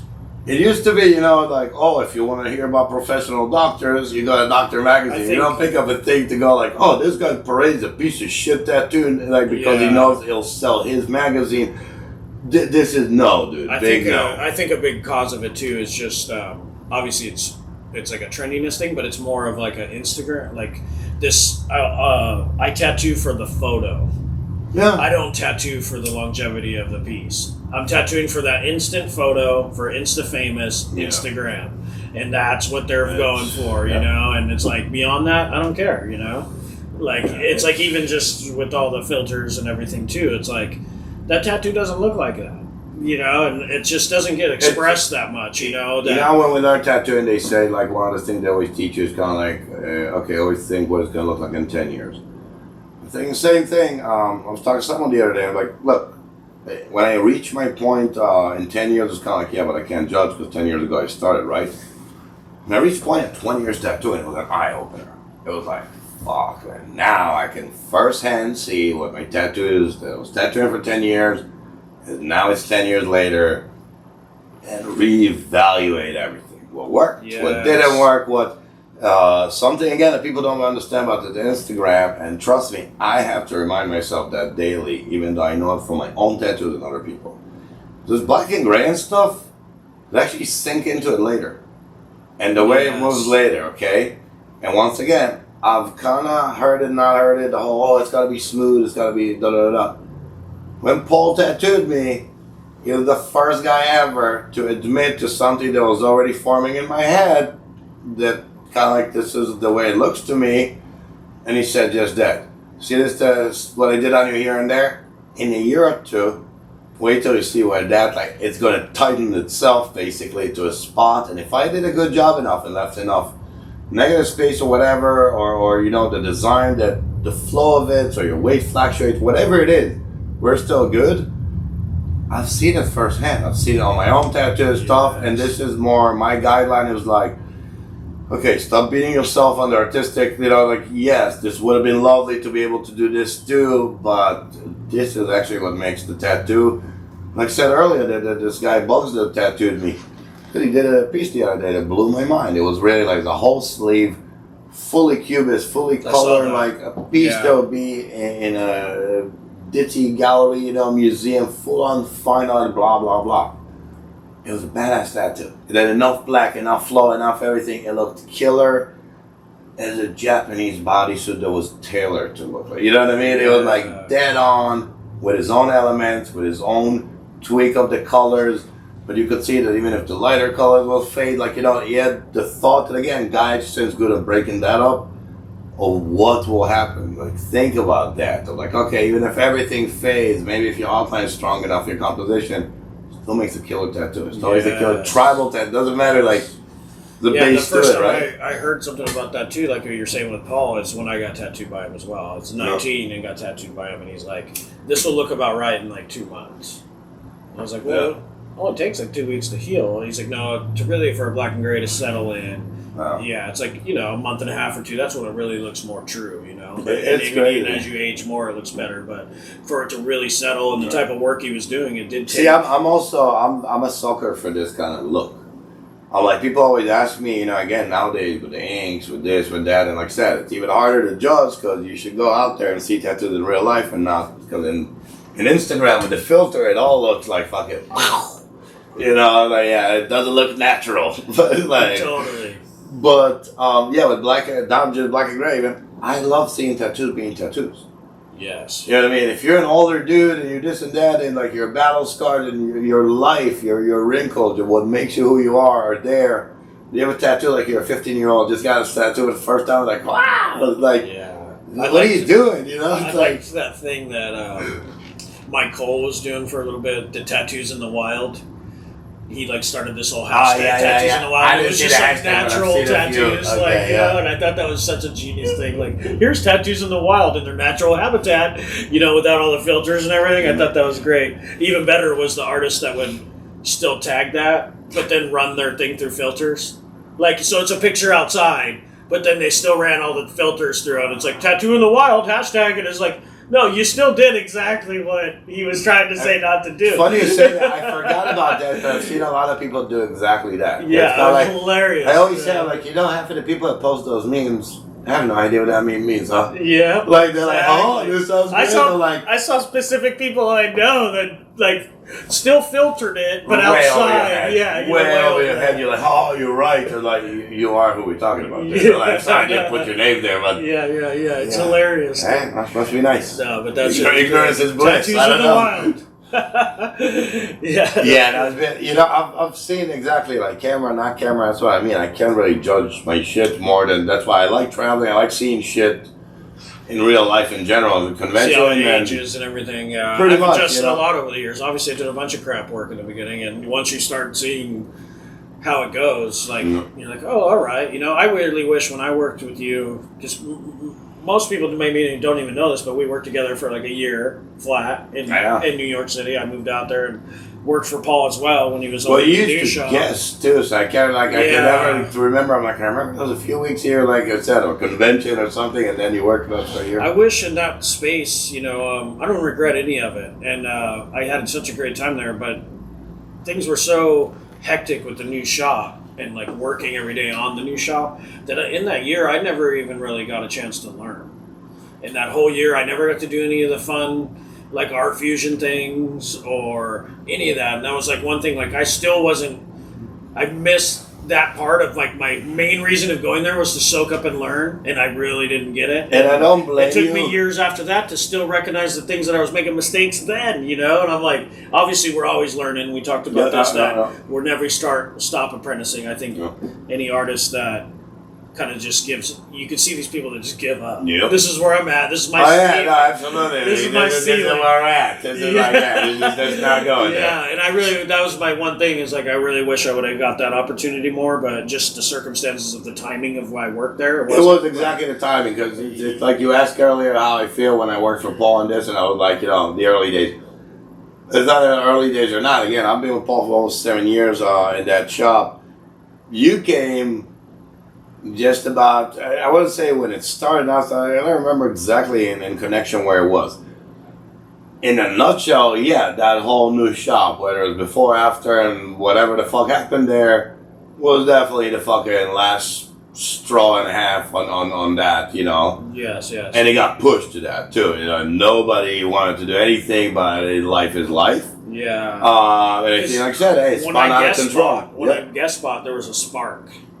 Yeah, there was a big spark there, and I would come into that shop to guest spot and be like, "Whoa!" Like Yeah, but you know what? Again, it's spun out of control, and again, it's besides anything of what or how. Yeah. I think again, we talked about something like that the other day with like when I came here, your studio, other people's studio, with like how we feel about the size of it, right? Like the presentation and everything else. part of my ritual, part of my rites of passage of tattooing is more like this. It's a little more confinement to this. This should not be in a big hole or whatever. In my opinion, at least, it misses something. When we went to the new shop, the older shop that we used to guest was a little tinier. Like you said, it was a little more creepy and everything. It's been there for a few years. It's a little more to the grind. East Village, the kind of people are down there, even the area there. It had that vibe you were talking about earlier about Paul. And then you move, new shop. Exactly. And again, as is with Paul and other people, some people will succeed in life wherever they're on a new path in life, right? So they move on to their next level. Hooray to them. I'm still waiting. But again, he did that. He moved a little further in Midtown. He got this beautiful gallery. Yeah, he was pushing it. He was trying to go to another level. He still maintained the atmosphere and everything else. Yeah. But that alone, I think, like, started really fracturing a lot more. Because look, dude, we've all done this. We've all opened studios, closed studios, helped people. But we're still tattoo artists. So there's a level here, again, within your means. There's a level here that I'll follow you, I'll help you and shit, but like, dude, I can't do a month of fucking construction and still I still got rent to pay. You know, there's something to it. Yeah. And again, there was like stuff, and I think you came right there because we have the bigger studio. Again, it was amazing, it looked amazing, blah, blah, blah. It was still everything that Last Rides was and was built to be. But I think that's where it started cracking down. You know what I mean? Because I think totally. About a year and a half later we left, but it was like one of those that you happen to be at the worst time at the worst place. Yeah, we weren't getting together and doing art fusion at the end of the night. I wasn't getting together anything. Yeah, we were painting the walls. Pretty much, yeah. I know. Yeah, which I was all for team, go team. But that's the one thing I never got a chance to get out of it, and coming from seeing like the art fusion movement thing that Paul and Guy and Philip Liu kind of started, they started doing that whole collaboration thing, and so there's like a big pump thing. I think it's amazing though what they did with it. I think again, when you're saying about when you moved, it's just again, it's amazing. It's still going and everything. It's more than again. There's so much that can be said about it. From the learning, from everything, from again, artists come together and having fun. It's like kids playing in a sandbox, right? But same thing, like I said, when you happen to move to New York. It became, even that part became kind of like a mission. You got to order this and call people and this. Like, it became a production. It became like, this used to be fun to hang out. Now it's kind of like, this is like not really a hangout. Like, we're filming a hangout for a show. The mentality of it was kind of like, again, this doesn't feel natural. This doesn't feel as much fun as it was 2 months ago in a room, in hotel room in some city in a convention that we just had fun. I kind of attribute it to like when me and my wife travel. Yeah. We'll go to an area and we're like, God, we love it here so much, we could move here. Well, it's great because you're on vacation. You know what I mean? When you get there to work, it's a different story. And so when I would guest spot, I was working, but it was more like, hey, what's up? Let's party. In COVID, I got, my wife, this place in Denmark, I ended up being there like a house, rural Denmark, not dead rural, not out of civilization, but dude, I'm a city guy that travels. Rural enough for me. 8 months.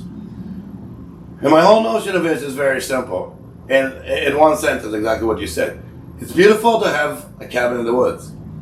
Living in your cabin in the woods for a year, whether you have electricity or whatever it may be, is not as cool as it was for the 1 week in the cabin in the woods to go back to your house with a TV and society and Starbucks across the street. You know what I mean? When you have that on the back. When this is cool for a vacation. That's like they tell people always, like, it's not a vacation. You just don't have work. You're a bum. This is not a vacation anymore, buddy. This is just you now. Yeah, you're relaxed because you're not going to work. So,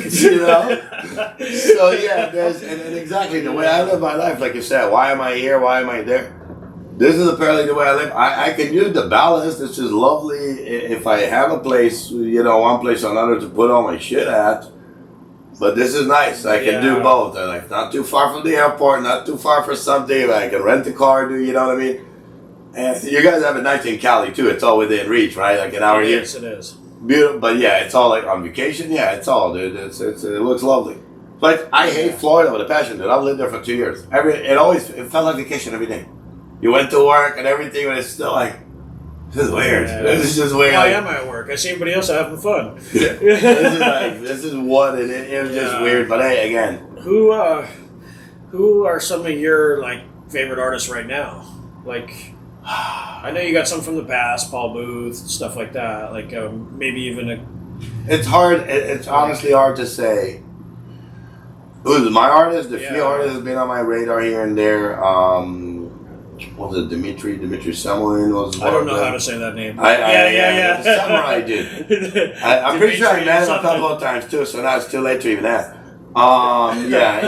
He kicks ass. Dan Yakovlev, that guy from Ukraine.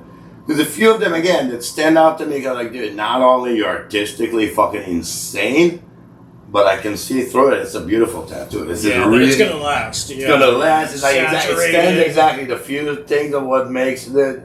You can make a chair as long as it does the chair thing. You can go crown after the throne after it. But as long as you have the base, and that's what those people have that I think a lot of people are somehow missing.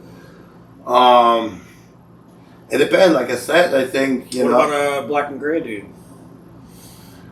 Black and gray. Again, same thing. The level has been the bar's high. Bar's high again. There's people even like Freddie Negretti are literally like revamped himself and went back to kick everybody's ass. Yeah. I would have to say, hands down, at least in my opinion, again, technical, artistic, and all that comes to it. Carlos Torres definitely brought it to the table, dude. It's almost a combination of exactly what Bob Tyrrell brought, which was the Paul Booth darkness and everything, but with fine line. Torres made it even more here with the Chicanos and everything. It's like he goes on levels of like they'll be like reflecting drop shadows and different grays, and it's still the girl still looks nice and nothing takes away. Yeah, very and again painterly looking. Technically, it's still you can see strokes that give it like a real painting. But again, I'm not surprised that from the little that I've known him throughout the year. Like the guy's obviously he works hard. Went and paints with Hassar and people like. Yeah, he's very driven. He's driven to do exactly what he's doing. And it's beautiful. And again, this another guy. What's his name? Is it Ezekiel? I'm talking about. I think he's from Spain. Oh, I'm not sure. He's been blasting all sorts of beautiful works like this. Again, just like. There's some people out there. There's a couple of them that do next. There's a couple of British guys that do next level stuff. Yes.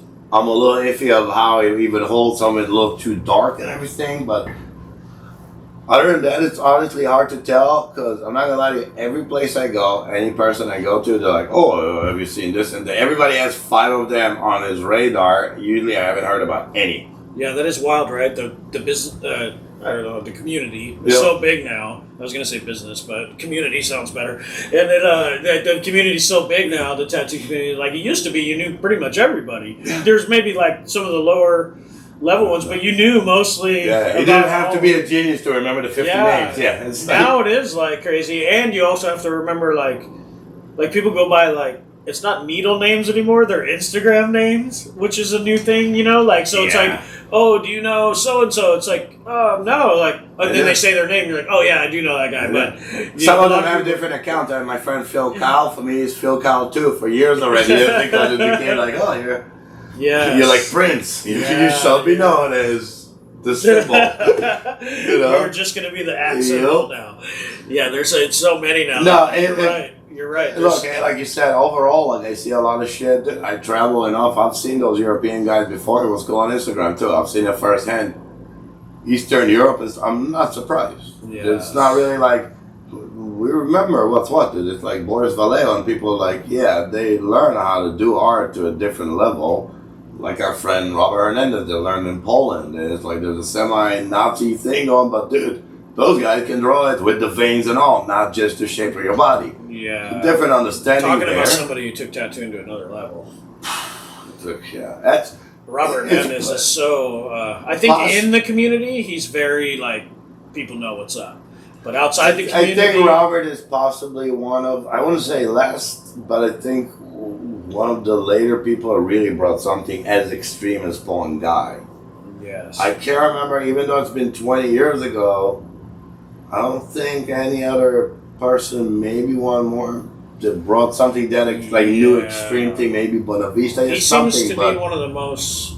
Well, I guess maybe a couple of years. I guess the statement would be more true, but to me, at the couple he was the most artistic person in tattooing at one point, like the most true artist. Because I was watching this dude freehand portraits of Alice Cooper with and I don't mean like freehand. The whole drawing was already on. Were you in Detroit? I'm talking like a couple lines. Did the Gene Simmons one and color portrait out of the top of his head? Yeah. With the dripping blood? And he was doing that too very early on.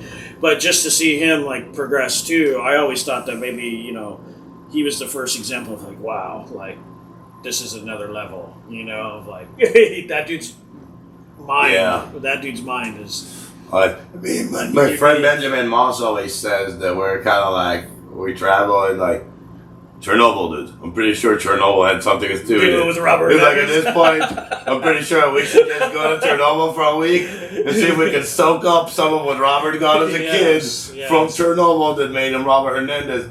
I've said that about Paul Booth was one of those too. Not to that level again. What he brought to the style and everything, and again, but the year that I knew him, the more you know him, and dude, you can see the artists that I just didn't know about those artists. They're Polish artists that he looks up to, and that's what he brought, the more surrealism and stuff. Yes. So I'm okay, when I went to the shop first time, I'm that's where you got it from, okay? Just the rest of us, right? Yeah, when I went to Poland with him, he took me to the Bakinski Museum. Oh my God, that's my guy. And I was like... Yeah, Bakinski, absolutely. That's once I saw that, I was like, that's his inspiration. You can look at my work and be like, automatically it's Giger, you know what I mean? But you look at Robert's work, you're like Bakinski, right away. Cashin put a book out about Bakinski, and I think it was I might have still been in Israel, late 90s. Never, I was as shocked as the first time I saw Giger. Yes. Never again. That's it. Those two. Giger, but I was like, this is Giger, but natural. Is it, organic? There's a feeling behind it. And the guy's attitude, that Bakinski dude, all of it is untitled. Dude, I grew up in World War II. What else do you want to know? That's what you know what I mean? Fuck you. I'm a Polish guy who grew up in World War II. Yes. This is what's my mind. Yeah. But the level of this, exactly. It's what he Eastern brought. Tattoo artists, too, you're talking about. I remember when I was in Poland for that convention, we went, I think it was Tattoo Fest in Krakow. And, we're working with Robert and Victor, Portugal, and those guys. Yeah. And we all had a booth right there, which was amazing for me to be with those guys in a booth. Period, I remember one of them saying, "Don't go upstairs." And I was like, "Why is that?" And they're like, "That's where the Polish guys are." And I'm like, "So why wouldn't I go up there?" They're like, "You'll want to throw away your portfolio." And they're charging $50 an hour. And I was like, and I did go up there. And I felt like I had a lot of work to do right away. I was like, I don't even know these guys' names, nor can I pronounce them. But I'm like, these guys are breaking so many barriers. And it seems like that crew up there at that time is pretty much the guys now that are like that. You do. It is, and again, there's a few countries, exactly, Eastern Europe, and you know what? Yeah. Here's the thing, and you see the same thing with South America and black and gray now, okay? Here's why they're breaking barriers, and again, the going back to just, in a nutshell, of being a tattooist, like I told you in the 90s, what was available, could you break the rules or not? The people from Eastern Europe, or people from South America, as tattoo artists, can tattoo you for 50, 60 hours at $2 a pop. Yes. Because of where they're at. So it's available, and it's beautiful what they bring to the table and show us what's available and everything else. But dude, I live in New York City. I cannot charge you $2 an hour. Time is money there. Time is money, and again, as much as I'm not one to clock you, and dude, you give me 10, I'll give you an extra 5. This is not the issue, but life is life, and the same way we see it with bands that they put albums, and dude, it's easier said than done when you're 16 and mom and dads and don't see how the world works, and we all know this not sellout or not with a year, life is life. And I think that's why it started from those places. There's a way that, again, I think it will come full circle eventually, and you see it again in the States.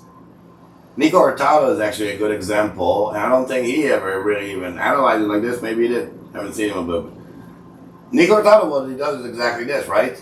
He's more like this, super realistic, but it's an American thing. There's a bold line to it, There's a little more still simplicity. I'm sure he can throw a couple of extra shades in there of bells and whistles, but he throws enough shades in there to still, holy crap. Yeah. Still holds. You know, there's a thing that... I just had a realization, though, about what you were saying about they could tattoo for that long because they can do a sleeve for 100 hours, dude. Yeah, and you know what that does here, the difference I get is every time is how long is this going to take?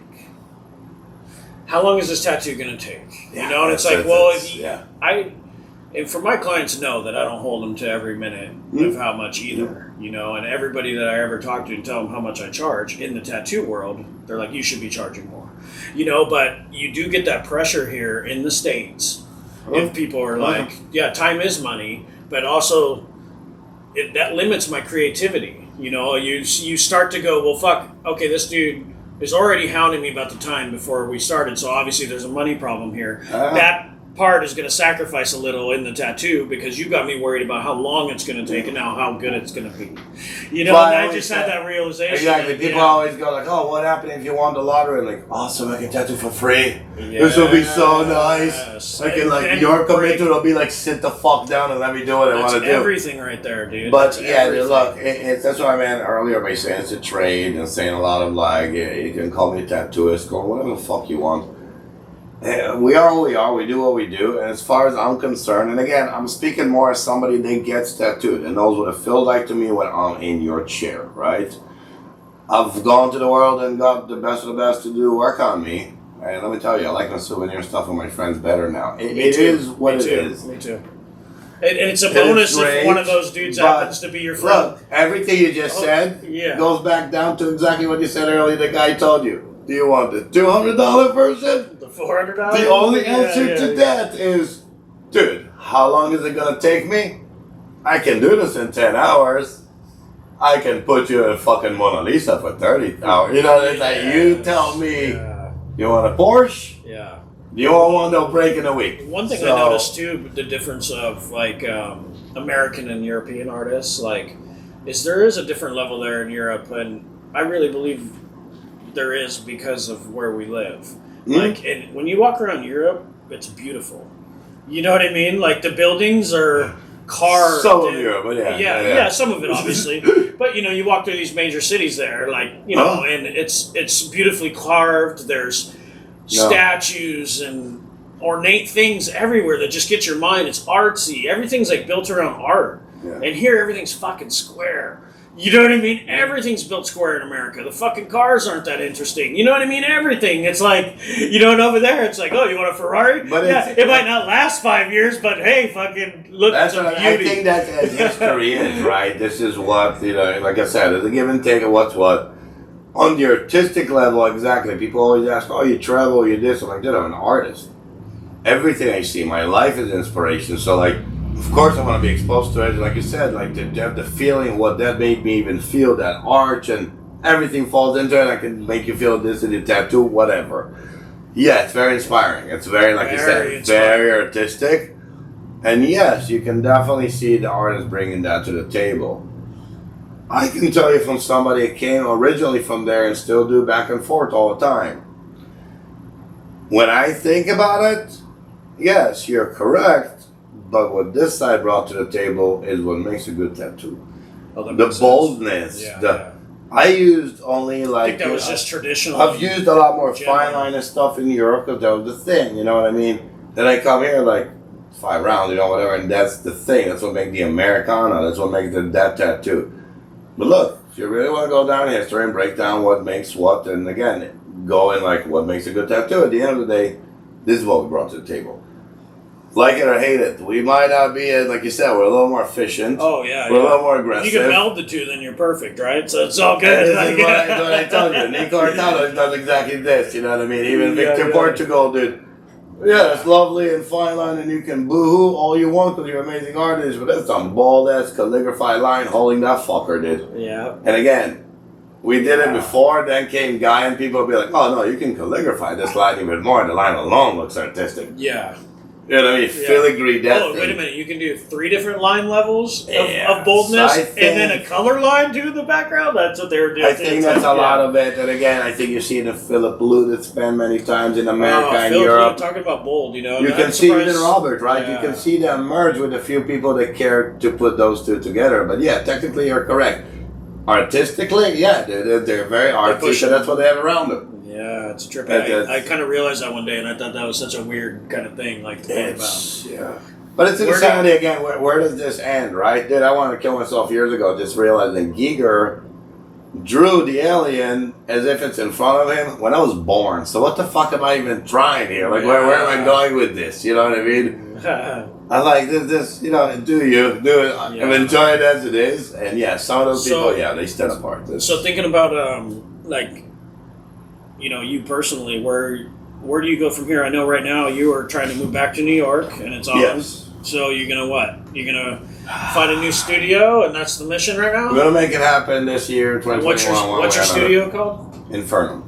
So it's time to get that rolling again. It's time to get fire burning again in New York City, I've been meaning to go back to New York for a few years again, also with the wife and everything and immigration, so we moved to Europe, and we're still there. I'm in the States every month anyways. We need to go home. There's no two ways about it. I've tried this, I've tried that in life, dude. It's like New York is home, and it is what it is. Yeah. So at this point, I'm probably gonna try and get the same thing like I've had in Infernum before in private studios. Get like ground floor or something like that. There's like a 1-bedroom or something like that. Get all my shit back out of storage. Get that going. Get all your nice goodies, your decorations. Oh my god! Like, who knew I would miss my own? Every friend I go have skulls. Who knew I would miss my own skulls that much? Life is life. Like, hey, Billy.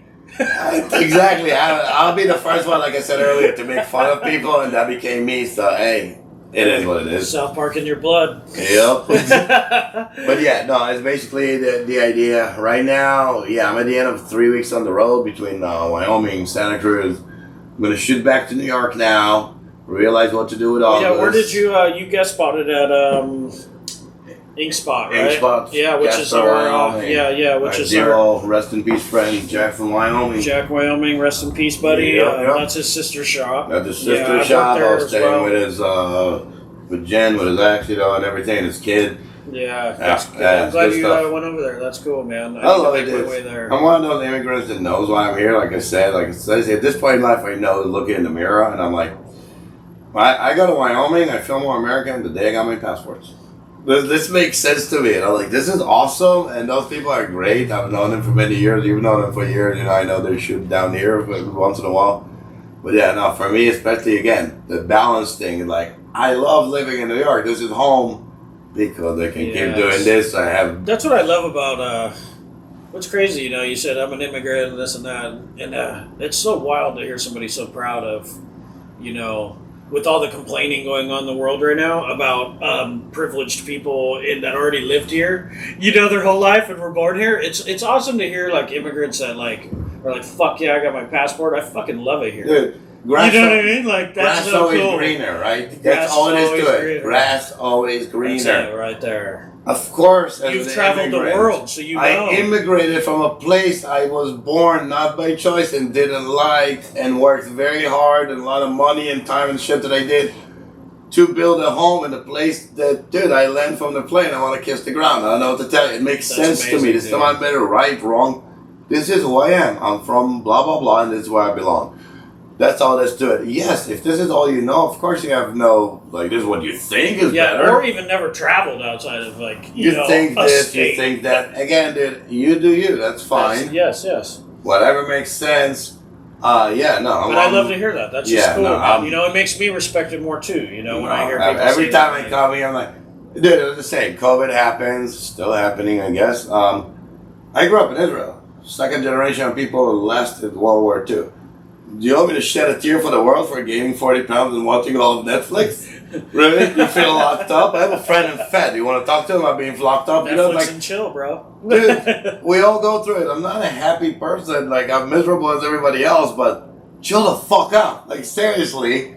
And trust me, you see this on TV and you're on your computer and like, you have no idea what that feels like. We have nothing to complain about. We got Grubhub and Uber Eats and you can get ice cream right delivered. Now, and we can get ice cream delivered at 10, 11 o'clock at night. You know, we're right now, I like, what is it, Joe Rogan always says, we're living in the best time ever. Like, you don't want to go back 100 years, you know? Like, we got iPhones, we got all this shit. Like, everything's there, you know? Especially now, I'm telling you, after COVID, I came back to the States, every place is Vegas. Yeah. 4 a.m. steak, sure. I'm like, I like that. You want some alcohol with your steak? I'm like, it just got you to know that like all those rules were pretty dumb in the first place. Like, you know, like, you can't get alcohol past this point.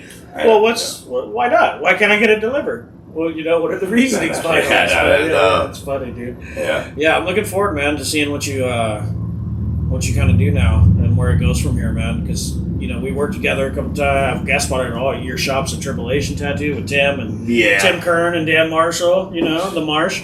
And, I'm going to come back down here, that's for sure. You got to come back. It took me about 4 years you're to always come welcome. back. Yeah, you're always welcome here, man. I always love having you. We always have a good time. Watch South Park Tattoo. And, I know. You know, I can't do that with many people either. Like, I know that it definitely shows you that I'm getting old. That kids don't get the South Park references. You know, like I'm like you said, I used to hang out and do this like on a daily thing with people, and now like, oh, that's the one friend. Like I just saw Sarah. We're like, we can watch movies together. Be silly. Yeah. Like, no, it's more scarce nowadays. But that never seems to fail. We've done that in Mexico. We've done it around the world. Yes, we have. We've taken South Park and the rest of it around the world at this point. Like, yep, we're going to do this. Yeah. We've had definitely some great adventures, man. That's pretty awesome. Well, shit, man. I guess we'll wrap this up, man. And it was really good to have you, dude. It's an honor to be here, brother. And I'm glad that you were my first one because it was more comfortable and real easy. And I want to bring this kind of out to the tattoo That's pretty world. crazy to me. So like I said, you could have had your mom or Carrie King as the first one, and I'm being the first one, so that's an honor, brother. I'll take it. I'll take it at this point. Well, thank you, brother. Good times. Yeah. All right, people. Have a good one. We'll see you on the next one, and we'll have Lior back. Praise Satan. There you go. Praise him. All right, everybody. We'll see you on the next one. We'll have Lior back soon. Check out Lior on Instagram. It's Liorcifer Infernum. _Infernum. I'll put the info too under the video. And then Infernum Studios NYC coming soon. Yeah. All right, people. Rock and roll. Thank you.